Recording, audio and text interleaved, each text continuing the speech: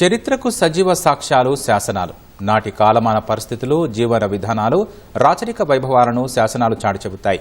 వేల సంవత్సరాల నాటి ఈ చారిత్రక సంపదను కాపాడుకోవాల్సి ఉన్నా అటు ప్రభుత్వాలు ఇటు ప్రజల నిర్లక్ష్యం కారణంగా కనుమరుగయ్యే స్థితికి చేరాయి.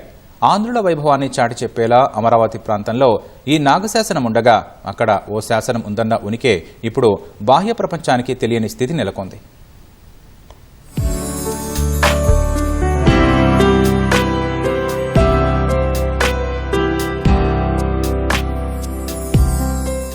ఆంధ్రుల వైభవానికి కృష్ణా తీరం కీర్తి పతాక. అమరావతి రాజధానిగా రాజరాజులు ఏలిన చరిత్ర ఈ ప్రాంతం సొంతం.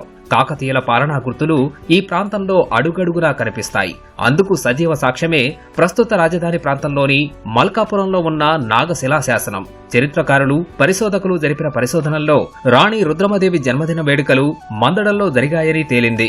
ఆ సందర్భంలోనే మందడం గ్రామ శివారులోని మల్కాపురంలో 14 అడుగుల ఎత్తు, 3 అడుగుల మందంతో నల్లరాతి నాగశిలా శాసనం ప్రతిష్ఠించారు. క్రీస్తు శకం 1261లో కాకతీయ గణపతి దేవుడు, అతని కుమార్తె రుద్రమదేవి కలిసి వేయించినట్లు శాసనంపై రాసి ఉంది.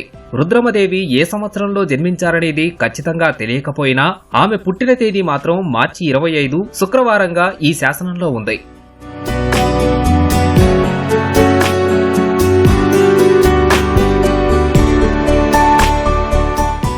మొత్తం 200 పంక్తుల్లో ఉన్న ఈ శాసనంలో యూపీలోని గోళకీ మఠం సంప్రదాయాన్ని మందడంలో ప్రవేశపెట్టడమే కాకుండా ఇక్కడ మఠం, ఆలయం, వైద్యశాల, ప్రసూతి ఆసుపత్రి వంటివి నిర్మించినట్లు ఈ శాసనంపై లిఖించారు.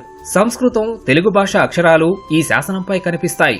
నవనగరాల్లో భాగంగా అమరావతి రాజధాని ప్రాంతంలో హెల్త్ సిటీ నిర్మించేలా రాష్ట్ర ప్రభుత్వం ఇప్పుడు చర్యలు తీసుకుంటోంది. కానీ ఈ ప్రాంతంలో రాణి రుద్రమదేవి కాలంలోనే ఆరోగ్య నగరం ఉందని ఈ శాసనాల ద్వారా తెలుస్తోందని చరిత్రకారులు చెబుతున్నారు.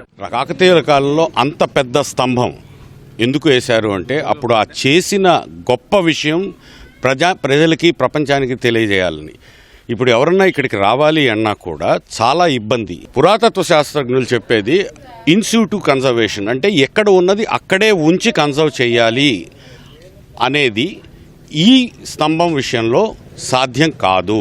ఇట్లాంటి వారసత్వం సంపద ఒక బ్రహ్మాండమైన పార్కులో, ఒక సిటీ సెంటర్లో ఉంటే బాగుంటుంది. ఆ హెల్త్ సిటీ మధ్యలో ఇలాంటి స్మారకం నిలబెడితే అది ప్రపంచమంతా మన జాతి ఘనత, మన జాతి ప్రత్యేకత, మన జాతి వారసత్వం 10 మందికి తెలుస్తుంది. అంతటి ఘన చరిత్ర కలిగినటువంటి ఈ శాసనం ఈ రోజున ఒక పాడుబడిపోయినటువంటి స్థితిలో ఉంది.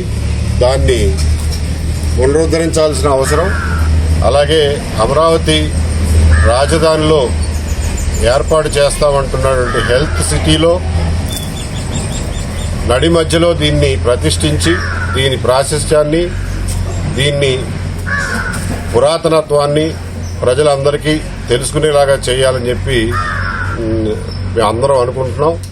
దాదాపు 8 శతాబ్దాలుగా చెక్కు చెదరకుండా టీవీగా నిలిచిన ఈ శాసనం ప్రస్తుతం కనుమరుగయ్యే పరిస్థితికి చేరింది. ఈ శాసనం చుట్టూ కాలనీ ఏర్పడడంతో ఇళ్ల మధ్యలో ఉన్న ఈ శాసనం బయటకు కనిపించట్లేదు. పరిసర ప్రాంతం పిచ్చి మొక్కలు, చెత్తా చెదారాలతో కళావిహీనంగా ఉంది. ఈ ప్రాంతంలో ప్రభుత్వాలు పట్టాలివ్వడంతో శాశ్వత నిర్మాణాలు చేపట్టారు. వీరిని ఖాళీ చేయించడం సాధ్యమయ్యే పని కాదని తెలుస్తోంది. ప్రత్యామ్నాయ మార్గాల ద్వారా ఈ చారిత్రక సంపదను కాపాడుకోవాల్సి ఉందనే వాదన వినిపిస్తోంది. 100 మంది వైద్యులు వేరువేరు ప్రాంతాల నుంచి వచ్చి విద్యార్థులకి వైద్య సేవలు అందించడంలో నేర్పు చెప్పడానికి, వైద్యం ఇవ్వడానికి అనేక మంది వైద్యులు వచ్చి ఇక్కడ ఉన్నారు. చౌసర్ అనే మహాకవి ఇంకా ఒక పద్యం కూడా రాయని కాలానికి, దానికన్నా 100 ఏళ్ల ముందే మనకి ఒక institutionalised medical facility, health facility ఉంది. ఇంతకుముందు మేము బాబు గారిని చంద్రబాబు గారిని తీసుకొచ్చాం. ఇక్కడ మ్యూజియం పెడదామన్నారు. ఇక్కడ చాలా శాసనాలు ఉన్నాయండి, చాలా ఉన్నాయి. ఈ తండా మొత్తం శాసనాలు ఉన్నాయి. మేమందరం లేకపోవడానికి ఇష్టపడ్డాం. అప్పుడు కాగితాలు కూడా పంపించాం. ఈ లోపు తర్వాత 2019 ఎలక్షన్లు వచ్చినాయి. ఆయన గారి దగ్గర ఫైల్ ఉండిపోయింది. దీనికి చాలా పుణ్యభూమిది. దీనికి 1 ఎకరం కేటాయించి, గవర్నమెంట్ వారు 1 ఎకరం కేటాయించి దీని చరిత్రను బయటికి తీస్తే ప్రపంచానికి అందజేసిన వాళ్ళం అవుతాం. చాలా అభివృద్ధి చెందబోతుంది. 9 నగరాలతో ఇది రాజధాని అవ్వబోతుంది కనుక దీన్ని ఏదైనా అభివృద్ధిలో తీసుకుంటే, పరిగణనలో తీసుకొని దీని చరిత్రను బయటికి తెస్తే ప్రపంచ దేశాలు ఇటు ఎదురు చూసే పరిస్థితి దీనికి ఏర్పడుతుందండి. ఎంతో గొప్పదైన ఈ శాసన పరిరక్షణకు, పర్యాటక రంగం అభివృద్ధికి రాష్ట్ర ప్రభుత్వం ముందుకు రావాలని చరిత్రకారులు విజ్ఞప్తి చేస్తున్నారు.